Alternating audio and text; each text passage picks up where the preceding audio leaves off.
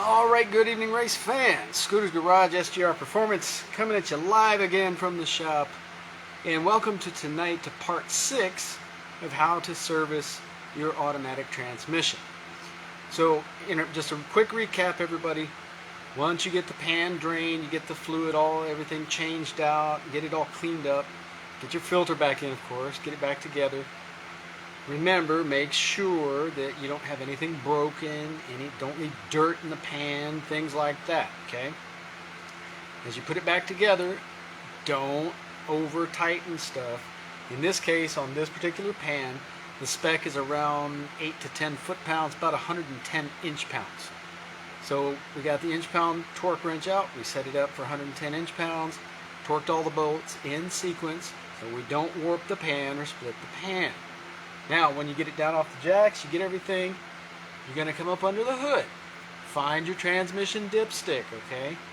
Pull the dipstick. It's obviously not going to have anything on it because you drained all the fluid out. Put your funnel in so you don't spill fluid everywhere.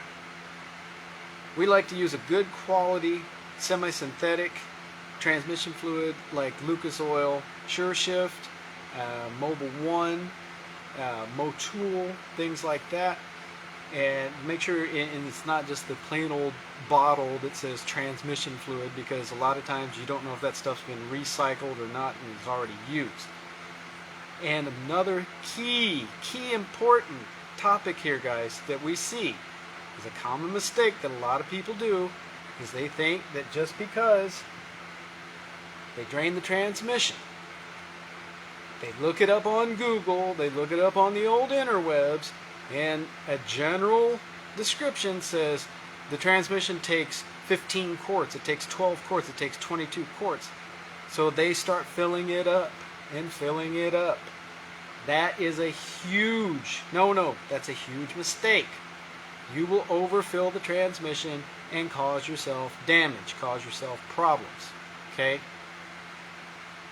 The pan, when you look it up, the pan is separate from the rest of the transmission and the torque converter.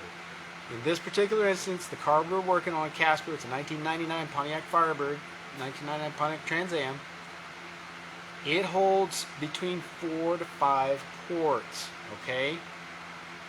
I can't stress this enough, don't overfill your transmission. Look up what a fluid service, a fluid change calls for your particular vehicle. Also, another keynote, this does not cover what they call CVT transmissions, or the sealed transmissions. This is a different item. This is for a more legacy or old school transmission with the filter and that you can drop the pan. So what I like to do in this case, Casper calls for 4 quarts. We've already dumped in 3. I'm on number 4.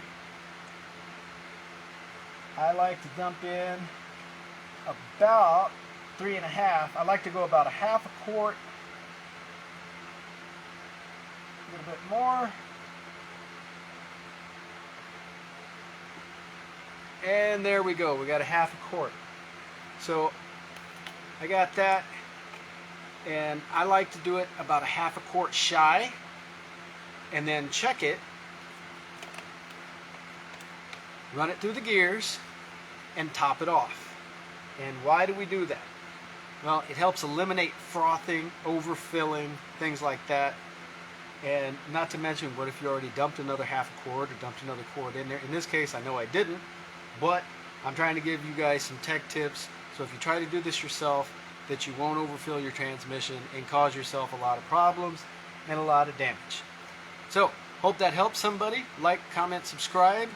This is tonight's session and probably complete. I don't think we'll do a part 7 for the test drive, unless maybe, I'll think about it, maybe we'll do one and show a part 7 of topping the transmission off. We'll see. But anyway, hope that helps somebody. Like, comment, subscribe, let us know what you'd like to see, and we'll see you next time. Signing off.